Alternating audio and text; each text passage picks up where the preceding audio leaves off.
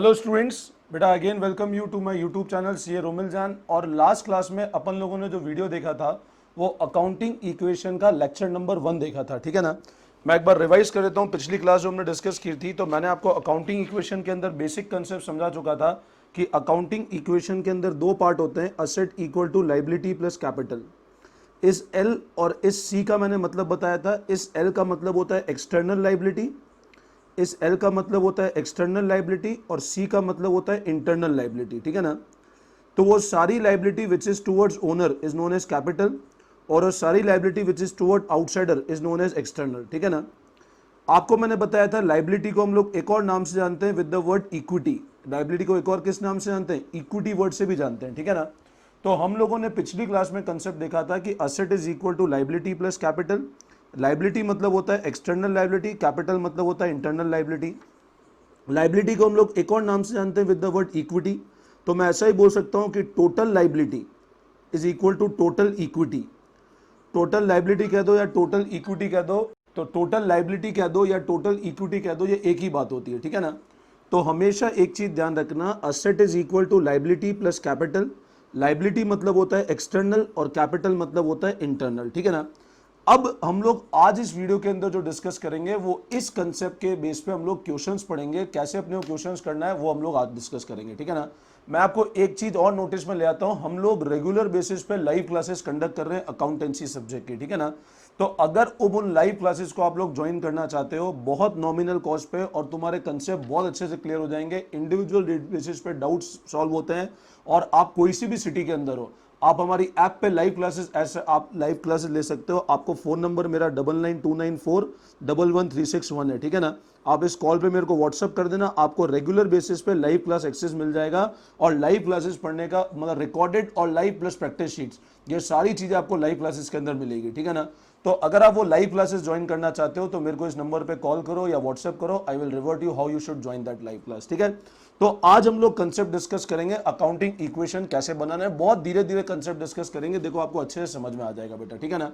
Now अब अगर हमको अकाउंटिंग इक्वेशन को प्रिपेयर करना है तो ध्यान रखना, अकाउंटिंग इक्वेशन को बनाने के लिए मैंने आपको पहले ही बताया था, अकाउंटिंग इक्वेशन बेसिकली हमेशा ध्यान रखना is based on double entry system. Accounting equation कौन से सिस्टम पे बेस्ड है? डबल एंट्री सिस्टम पे बेस्ड है, ठीक है ना। और डबल एंट्री सिस्टम क्या बोलता है कि हमेशा ध्यान रखना asset is equal to liability plus capital. ये वाला साइड हमेशा इस टोटल के बराबर होगा। As per double entry system क्या होता है कि asset is always equal to liability plus capital. ये इंटरनल लाइबिलिटी, ये एक्सटर्नल लाइबिलिटी। अब अकाउंटिंग इक्वेशन को सॉल्व करने के लिए हमेशा एक चीज ध्यान रखना, अकाउंटिंग इक्वेशन को सॉल्व करने के लिए हमेशा एक चीज ध्यान रखना, अपने को एवरी स्टेप पे ये प्रूव करना है कि ये टोटल हमेशा इस टोटल के बराबर रहेगा। अकाउंटिंग इक्वेशन को सॉल्व करने के लिए बेटा हमेशा ध्यान रखना, अपने को यह ध्यान रखना है ये वाली चीज पे जो अमाउंट है वो हमेशा इस टोटल के बराबर रहेगा। मतलब ऑलवेज माय टोटल असेट, हमेशा मेरे total asset is always equal to total liability. Total asset हमेशा किसके बराबर होंगे? टोटल लाइबिलिटी के बराबर होंगे। ये हमेशा ध्यान रखना जब भी अपने को अकाउंटिंग इक्वेशन को सॉल्व करना है। क्वेश्चन कैसे करना है मैं बहुत डिटेल में धीरे धीरे तुमको पॉइंट बाय पॉइंट एक्सप्लेन करता जाऊंगा, बिल्कुल परफेक्ट वे में तुमको समझ में आ जाएगा, ठीक है ना। अब देखो अपने को कैसे क्वेश्चन करना है, मैं आपको एक बार एक कंसेप्ट समझाता हूं और फिर अपन लोग क्वेश्चन स्टार्ट करते हैं, ठीक है ना। अब देखो बेटा, जो हम लोग अकाउंटिंग इक्वेशन का अभी जो क्वेश्चन डिस्कस कर रहे हैं, मैंने आपको पिछले वीडियो में कंसेप्ट समझाया था ना। आज मैं आपको एक पूरा क्वेश्चन कराऊंगा अकाउंटिंग इक्वेशन का। क्वेश्चन कैसे होता है वो ध्यान से समझना एक बार, ठीक है ना। मैं पहले ट्रांजैक्शन बोल रहा हूँ, फिर सारे ट्रांजैक्शन समझाऊंगा और फिर अपन लोग क्वेश्चन पूरा फेयर वे में करेंगे, ठीक है ना। तुम लोग सिर्फ सुनना, अभी कुछ कॉपी नहीं करना, कुछ भी नहीं करना है, सिर्फ अच्छे से सुनना, ठीक है ना। सुनो तो हेडफोन लगा के सुनना तो अच्छे से आवाज आएगी, ठीक है ना। क्वेश्चन बोल रहा है प्रिपेयर करना है अकाउंटिंग इक्वेशन, ये सारे ट्रांजेक्शन है। Mister A commence business with rupee 2 lakh as capital, ठीक है। Mr. A purchased furniture for rupee 500 in cash. Mr. A purchased goods of rupee 1000 for cash. Purchased goods rupee 2000 on credit. Sold goods costing 2500 for rupee 4000 on credit. Paid rupee 1000 for rent and 5000 for salary. Mr. A withdrew 2000 for his personal use. तो हमारे सामने ये question है which is related to accounting equation. हमको इस question को देखते हुए we need to prepare accounting equation, ठीक है ना। अब कैसे अकाउंटिंग इक्वेशन बनाएंगे मैं तुमको बहुत डिटेल में एक एक करके सारे ट्रांजेक्शन अच्छे से समझाऊंगा, बहुत अच्छे से समझते जाना वन बाय वन, ठीक है ना। अब देखो बेटा तुम लोग फर्स्ट ट्रांजेक्शन पढ़ो। फर्स्ट ट्रांजेक्शन में क्या लिखा हुआ है, Mister A commence business with rupee 2 lakh as capital. अब अकाउंटिंग इक्वेशन में इस ट्रांजेक्शन का क्या इंपैक्ट आएगा, ध्यान से समझना। पॉइंट नंबर 1, मिस्टर ए ने बिजनेस स्टार्ट किया 2 लाख रुपए कैपिटल के साथ।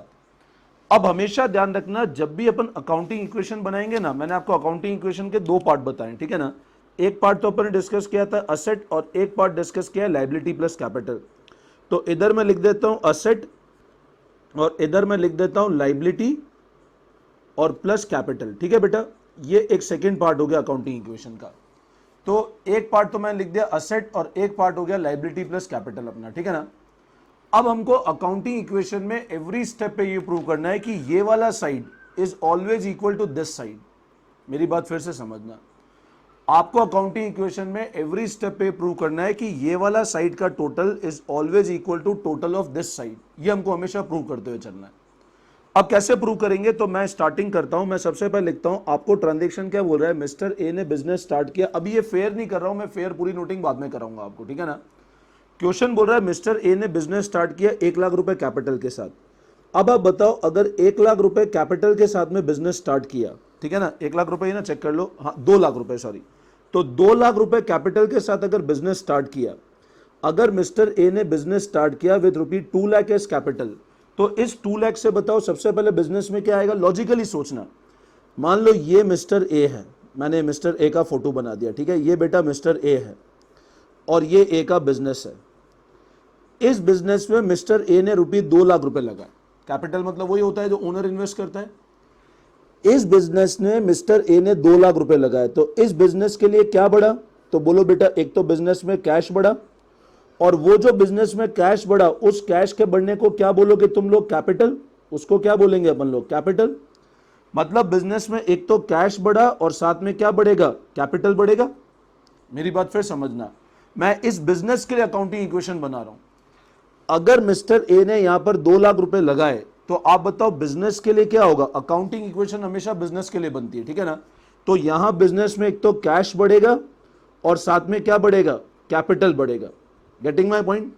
अब हम लोग कैसे अकाउंटिंग इक्वेशन बनाते हैं, तो असेट साइड में मैं एक कॉलम बना लेता हूं कैश का। असेट साइड में थोड़ा सा आप कॉलम को पास पास बनाना, क्योंकि हो सकता है 3-4 कॉलम बने। तो असेट साइड में कॉलम बनाया कैश का और इधर मैंने कॉलम बनाया कैपिटल का। अब बिजनेस स्टार्ट किया 2 लाख रुपए कैपिटल के साथ, तो कैश बढ़ेगा 2 लाख रुपए और कैपिटल भी बढ़ेगा 2 लाख रुपए। समझना, कैश बढ़ेगा 2 लाख रुपए और कैपिटल भी बढ़ेगा 2 लाख रुपए। अब इधर देखो, इधर का टोटल इस टोटल के बराबर है। मेरी बात फिर समझना, मिस्टर ए ने बिजनेस स्टार्ट किया 2 लाख रुपए कैपिटल को इन्वेस्ट करके, तो इस बिजनेस में 2 लाख रुपए आए। तो क्योंकि इस बिजनेस में 2 लाख रुपए आए, तो ये कैश को बढ़ाएगा और कैपिटल दोनों को बढ़ाएगा। तो 2 लाख रुपए तो आपका कैश बढ़ेगा और 2 लाख रुपए बेटा आपका कैपिटल बढ़ेगा। ध्यान रखना इस पॉइंट को, ठीक है।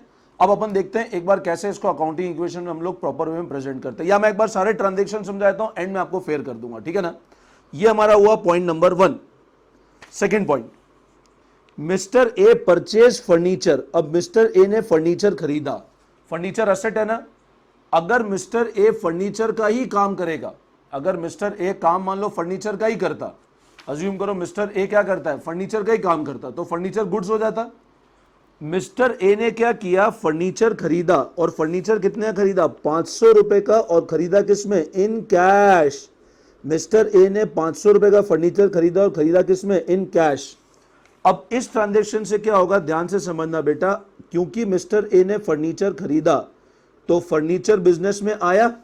भाई इस बिजनेस में उसने फर्नीचर खरीदा तो फर्नीचर आया, और फर्नीचर आया तो ऑब्वियस सी बात है अगर ये फर्नीचर लाया तो फर्नीचर असेट तो बढ़ा 500 रुपए से, और कैश क्या हो जाएगा आपका, 500 रुपए से कैश कम हो जाएगा। मेरी बात समझे, इसका मतलब एक असेट तो बढ़ा और दूसरा असेट अपना कम हो गया। इसका मतलब क्या हुआ, एक असेट तो बढ़ा और दूसरा असेट अपना कम हो गया। तो क्योंकि मिस्टर ए ने फर्नीचर खरीदा 500 रुपए में और पेमेंट किया कैश में, तो फर्नीचर तो अपना बढ़ा 500 रुपए से और कैश अपना 500 रुपए से कम हो गया। अब इस ट्रांजैक्शन का मतलब यह हुआ कि यहां पर कैश के साथ मैंने एक और लिख दिया फर्नीचर। अब आप बताओ सेकंड ट्रांजैक्शन में क्या हुआ, फर्नीचर तो बढ़ा 500 रुपए से और कैश 500 रुपए से कम हो गया। अब बताओ अगर इधर 500 का प्लस हुआ और 500 माइनस हुआ तो अफेक्ट नलीफाई हो गया, जीरो हो गया, और यहां अपना कोई भी चेंज नहीं आएगा उसका, यहां अपना कोई भी चेंज नहीं आएगा उसका। आई बात समझ में? ठीक है, अब हम लोग आते हैं पॉइंट नंबर 3 पे। पॉइंट नंबर 3 क्या बोल रहा है बेटा, ध्यान से सुनेंगे। पॉइंट नंबर 3, पॉइंट नंबर 3 बोल रहा है Mister A purchase goods. Mister A ने गुड्स खरीदे। मिस्टर ए ने क्या खरीदा, गुड्स खरीदा 1000 रुपए में, और किससे खरीदा, फॉर कैश। मिस्टर ए ने गुड्स खरीदा 1000 का, किसमें, फॉर कैश। अब मेरे को एक बात बताओ, अगर मिस्टर ए ने गुड्स खरीदे तो मेरे को एक बात बताओ, गुड्स को अपन एक और नाम से जानते हैं, किस नाम से, स्टॉक। गुड्स को हम लोग एक और किस नाम से जानते हैं, स्टॉक के नाम से। और अब मेरा स्टॉक बढ़ा और साथ में क्या हो गया, कैश कम हो गया। मेरा स्टॉक बढ़ा तो मैं यहां एक कॉलम और बनाता हूं स्टॉक का, तो स्टॉक तो बढ़ा कितने से, स्टॉक तो बढ़ा मेरा 1000 रुपए से, और कैश मेरा 1000 रुपए से कम हो गया। तो वापस स्टॉक बढ़ा और कैश कम हो गया। मतलब अपने को एवरी स्टेप पे ये प्रूव करते जाना है, ठीक है ना। अब फेयर कैसे करना है, मैं इसको फेयर करके बता देता हूं, फिर मैं आगे वाले transaction one by one discuss करता हूं, ठीक है बेटा। तो बेटा देखो, समझो वन बाय वन। जो मैंने फर्स्ट आपको ट्रांजेक्शन बताया था उसमें क्वेश्चन क्या बोल रहा था, मिस्टर ए ने इंट्रोड्यूस किया कैपिटल 2 लाख इन कैश। मैंने फॉर्मेट बनाया, फॉर्मेट कैसे बनाना है अभी एक दो क्वेश्चन तुम देखोगे ना तो तुमको समझ में आ जाएगा, ठीक है ना। पहले क्वेश्चन से हो सकता है थोड़ी दिक्कत है, बट धीरे धीरे समझ में आ जाएगा, ठीक है। एक पर्टिकुलर पेज पे आपको दो पार्ट करने हैं, पहला पार्ट असेट का है, दूसरा पार्ट लाइबिलिटी और कैपिटल का है। एक पर्टिकुलर पेज के आपको दो पार्ट करने हैं, फर्स्ट पार्ट असेट का होगा, सेकंड पार्ट लाइबिलिटी और कैपिटल का होगा, ठीक है। अब मिस्टर ए ने 2 लाख रुपीस कैपिटल इंट्रोड्यूस किया तो कैश आपका 2 लाख बढ़ता है। अगर मिस्टर ए ने 2 लाख रुपए कैपिटल इंट्रोड्यूस किया मतलब बिजनेस में कैश आया 2 लाख रुपए और कैपिटल आया 2 लाख रुपए, ठीक है ना। मेरी बात फिर समझना, मिस्टर ए ने बिजनेस में 2 लाख रुपए कैपिटल इंट्रोड्यूस किया, मतलब कैश आया बिजनेस में 2 लाख रुपए और कैपिटल आया बिजनेस में 2 लाख रुपए, ठीक है। सेकंड पॉइंट क्या बोल रहा है, मिस्टर ए ने फर्नीचर खरीदा 500 रुपए का और खरीदा किसमें, कैश में। अब बताओ मिस्टर ए ने अगर फर्नीचर खरीदा 500 रुपए का कैश, मतलब हमारा कैश तो कम हुआ क्योंकि असेट कैश कम हुआ, और कौन सा असेट बढ़ा, फर्नीचर बढ़ा है हमारा, ठीक है ना। तो देखो बेटा मैंने फर्नीचर 500 से बढ़ा दिया और कैश 500 से मैंने कम कर दिया, ठीक है ना। फर्नीचर बढ़ाया 500 से, कैश मैंने 500 से कम कर दिया इसके अंदर, ठीक है। Next, mister A purchase goods of rupee 1000 for cash. अब मिस्टर ए ने क्या करा, गुड्स खरीदे। अब गुड्स कितने खरीदे, 1000 के गुड्स खरीदे, और खरीदे किसमें, इन कैश।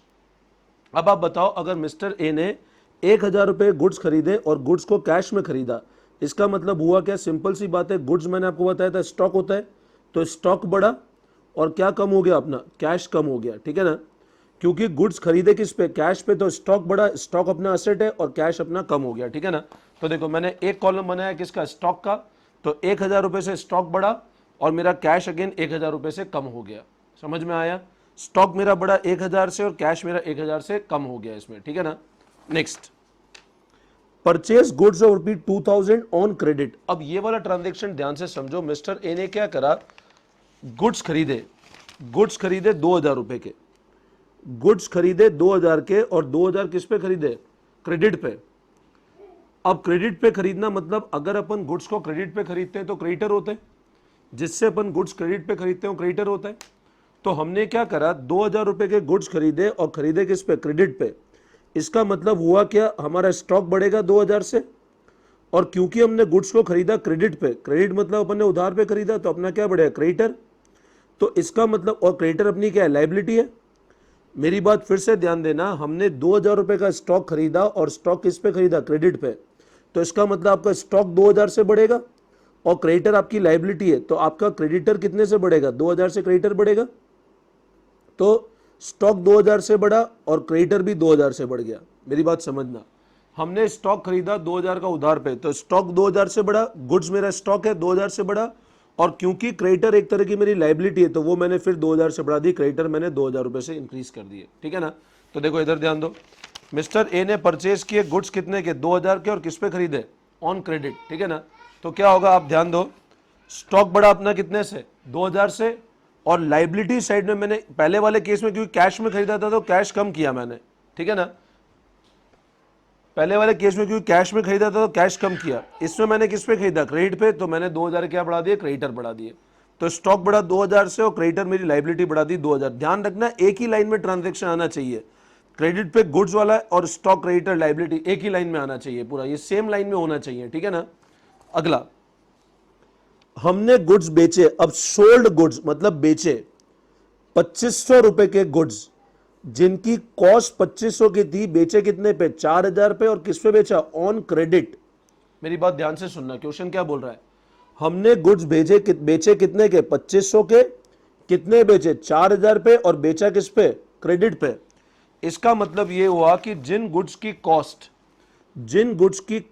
2500 रुपए थी, हमने उन गुड्स को बेचा 4000 रुपए पे।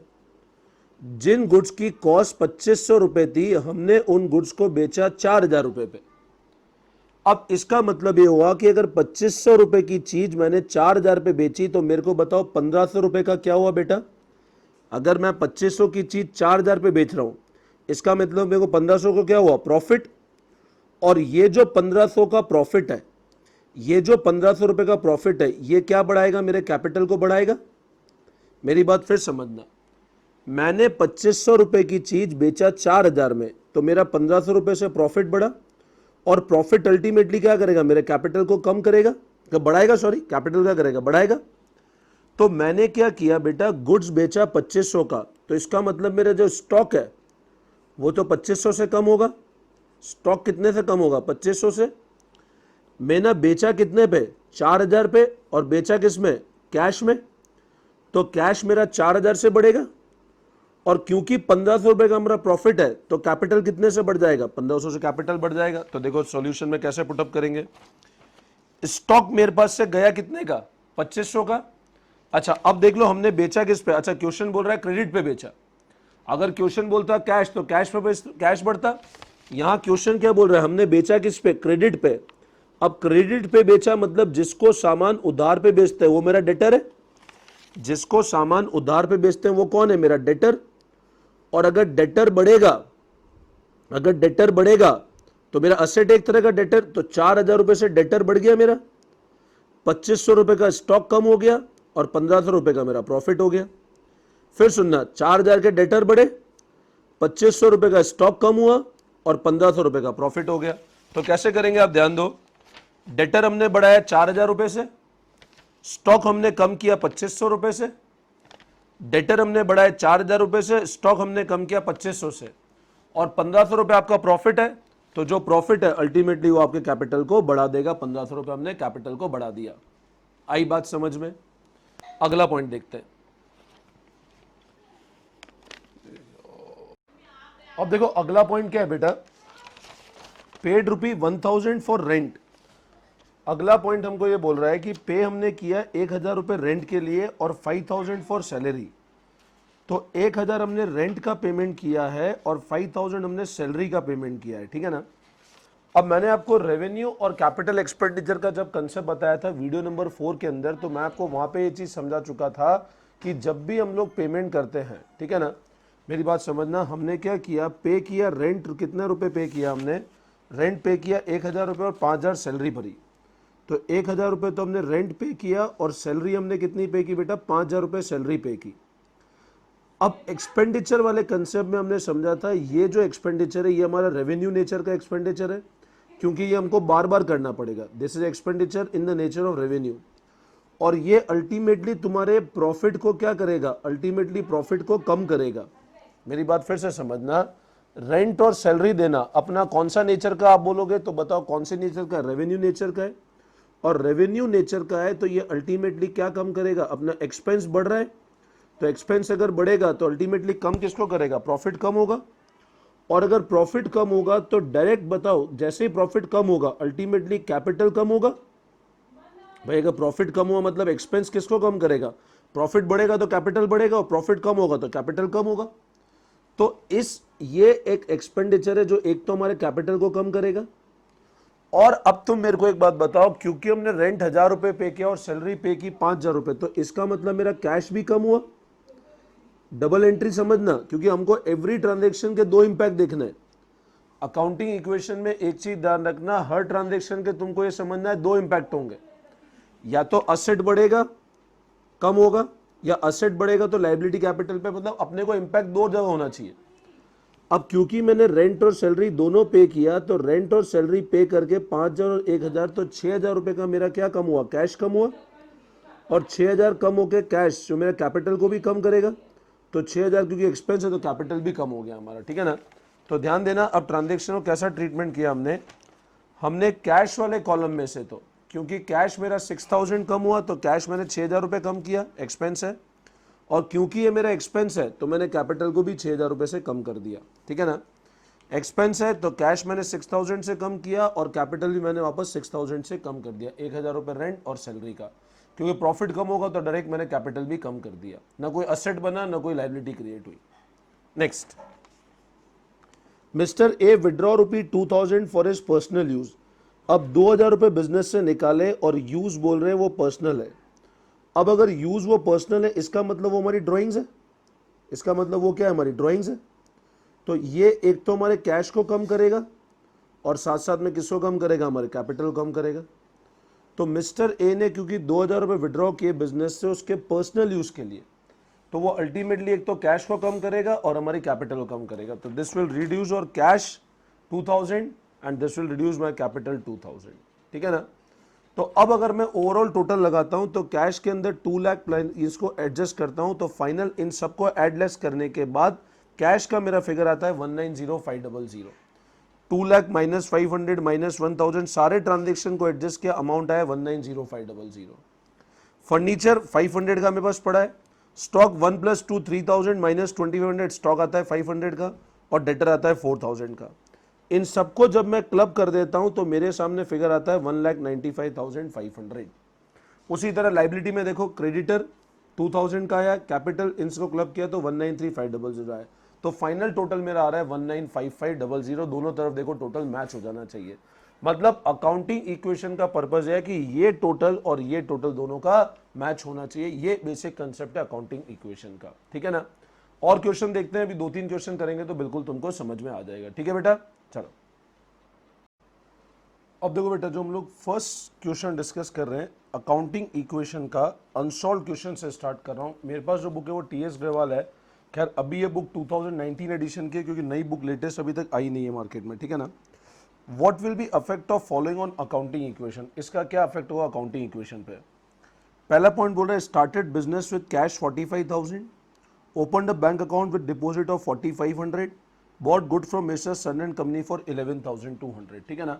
तो अपने अकाउंटिंग इक्वेशन पे इसका इंपैक्ट बताना है। अब कैसे अपन लोग करेंगे तो पहले ध्यान से समझना, मैं वापस फॉर्मेट बता देता हूँ तुमको। मैंने बताया था फॉर्मेट अपने को कैसे बनाना है, तो अपने को इस तरह फॉर्मेट बनाना है कि दोनों साइड ऑफ द इक्वेशन बराबर हो जाए, ठीक है ना। तो हम लोग सबसे पहले फॉर्मेट बना लेते हैं एक बार and then we start the question, ठीक है। नाउ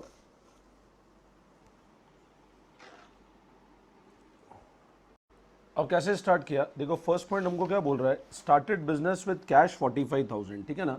मैंने अभी बताया था बिजनेस स्टार्ट किया कैश से, तो बिजनेस में कैश आया और वो कैश जो आया उसका नाम था कैपिटल। तो कैश बढ़ेगा 45 से और कैपिटल बढ़ाया 45,000 से, ठीक है ना।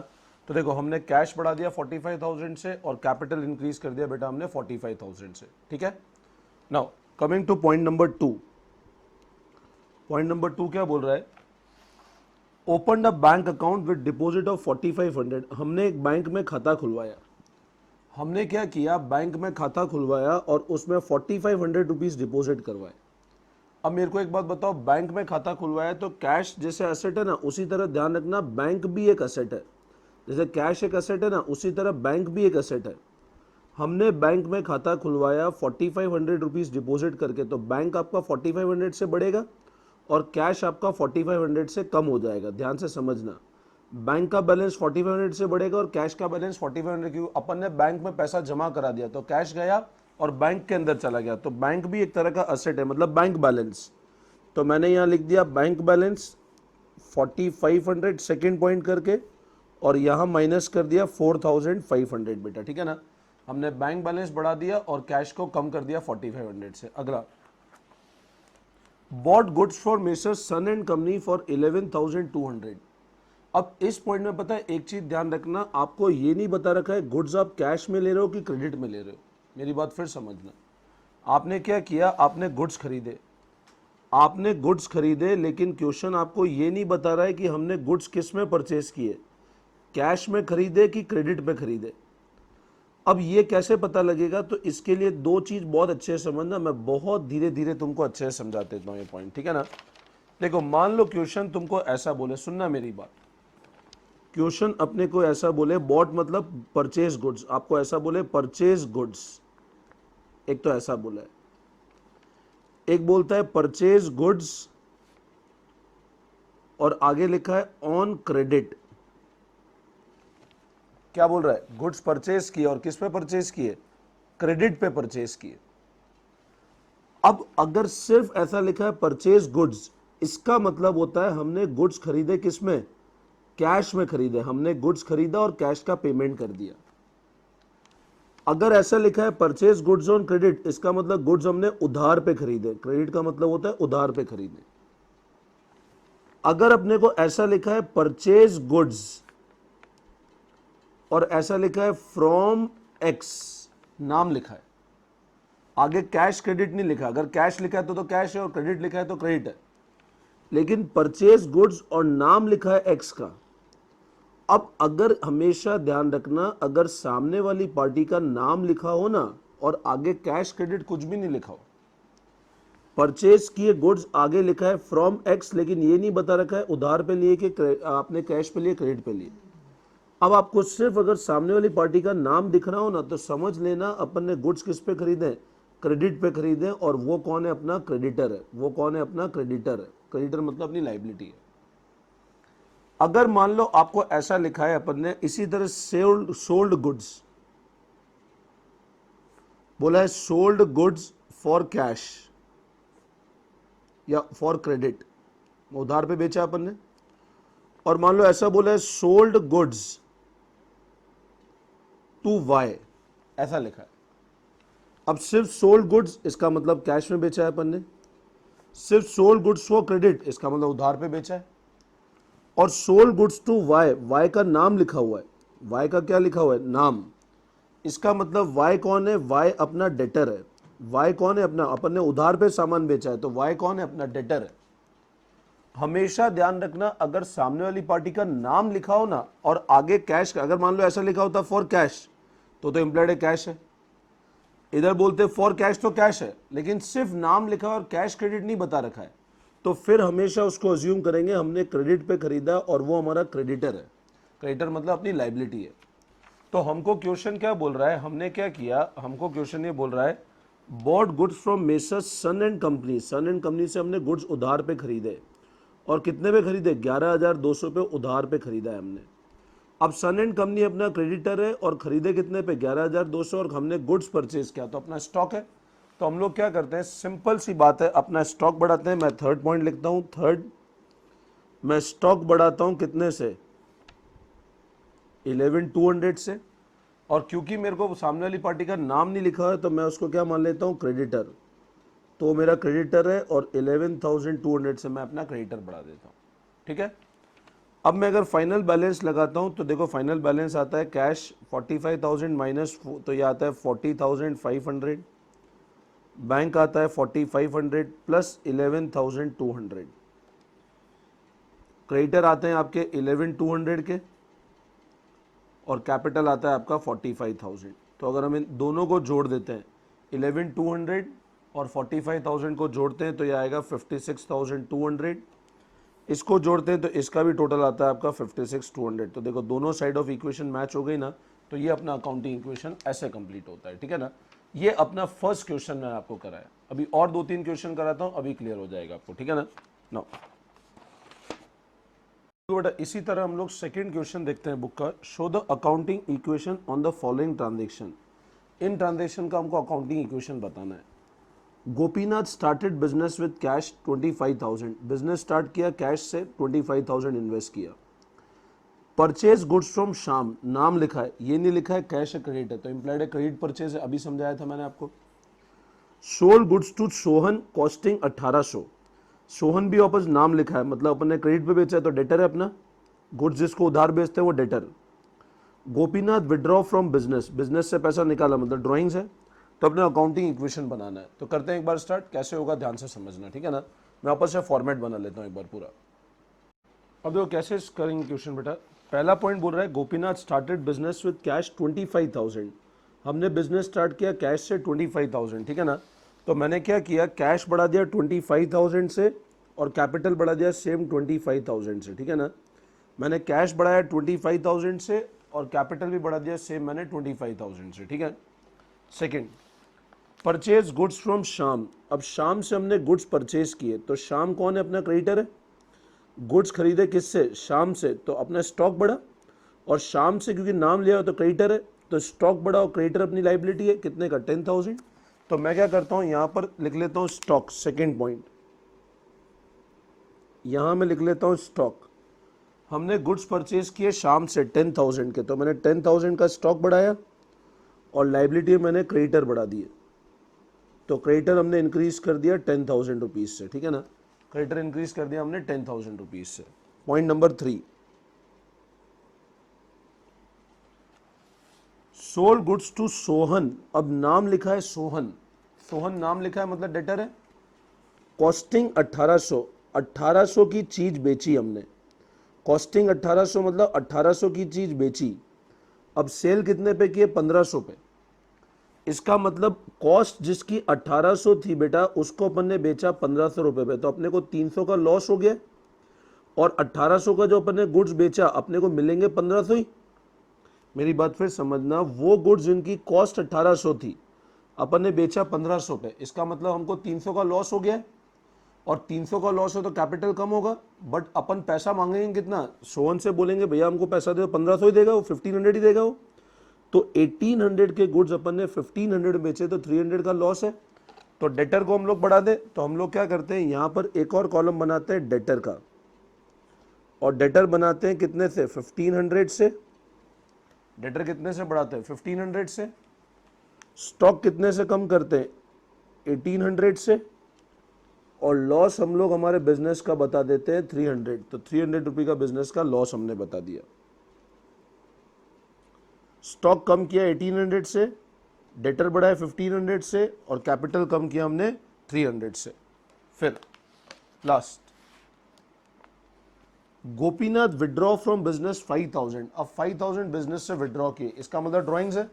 तो ड्राइंग्स है तो पैसा गया बिजनेस से, तो कैश कम होगा 5,000 और कैपिटल कम हो जाएगा 5,000 रुपीज, ठीक है ना।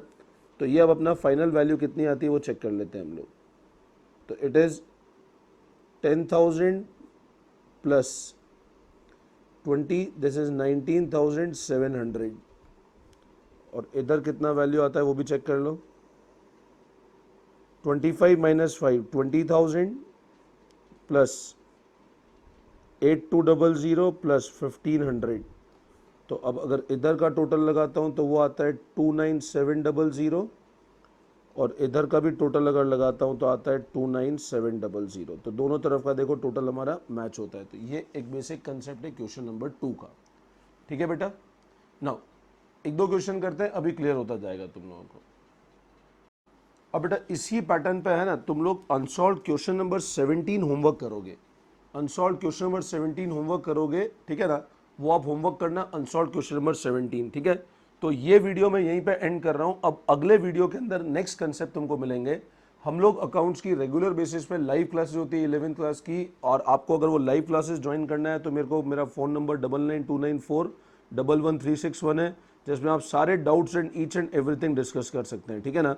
तो जिसको भी अकाउंट्स कॉमर्स रिलेटेड कोई भी गाइडेंस चाहिए वो मेरे को इस नंबर पे व्हाट्सअप कर सकता है। Live classes are tremendous class, you will enjoy those live classes. तो any student if wishes to join, मेरे को इस नंबर पे व्हाट्सअप कर देना, मैं आपको समझा दूंगा कैसे आपको रजिस्ट्रेशन करना है। बहुत नॉमिनल कॉस्ट पे लाइव क्लासेस तुम्हारे लिए अवेलेबल है थ्रू आउट द ईयर। उसमें टेस्ट होना, practice paper, each and everything आपको मिलेगा बेटा, ठीक है। चलो, thank you all of you.